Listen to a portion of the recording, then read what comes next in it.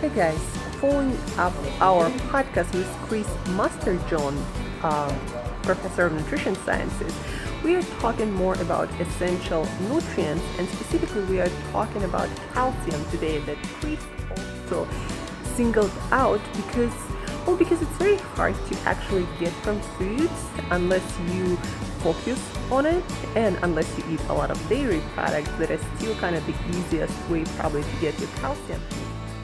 But yeah, today we are looking at other sources of calcium. So for example, you might not know, but a lot of mineral waters might have quite good calcium content, and it's in its bioavailable form and doesn't cause any allergic reactions or inflammation.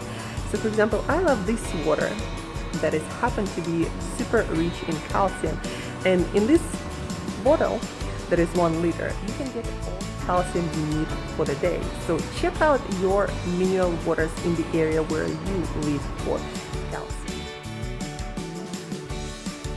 When it comes to calcium, guys, seafood is probably one of the best sources out there.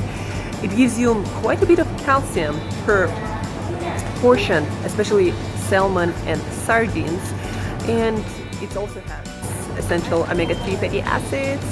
It has a lot of other minerals and good source of protein also, and causes very little allergic or inflammatory reactions for most people. It's actually anti-inflammatory and improves your gut health.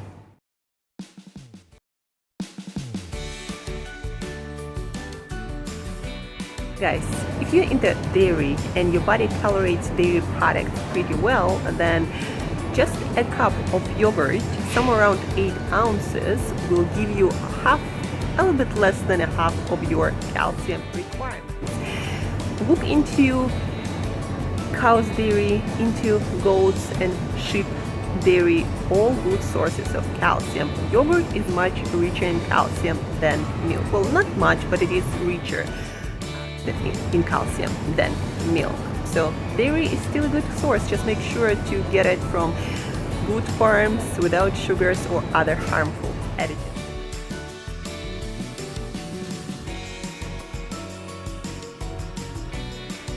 When it comes to greens, guys, probably the richer sources in calcium are things like napa or Chinese cabbage, Chinese mustard greens, bok choy. But even then, a cup of those will give you somewhere around 50-70 milligrams of calcium, and you gotta be eating a lot of those cabbages to get your calcium. You'll be chewing a hell of a lot. So not my favorite way to get calcium for sure. I'm not such huge fan of greens. You know what I've recently learned? If you want to get your calcium, or some of it, from almond milk, make sure that you're getting enriched with calcium almond milk. Otherwise, it's just not worth your money if you want to get your calcium from almond milk. A cup of enriched almond milk will give you somewhere around 500 milligrams of calcium. That is half of what you need. So if it's enriched and you want to get your calcium that way, that might work too. And the last source of calcium, guys, that you might want to consider: sesame seeds. 100 grams of sesame seeds, or 3 ounces, will give you 950 milligrams of calcium. Pretty much your daily need for calcium. So sesame seeds.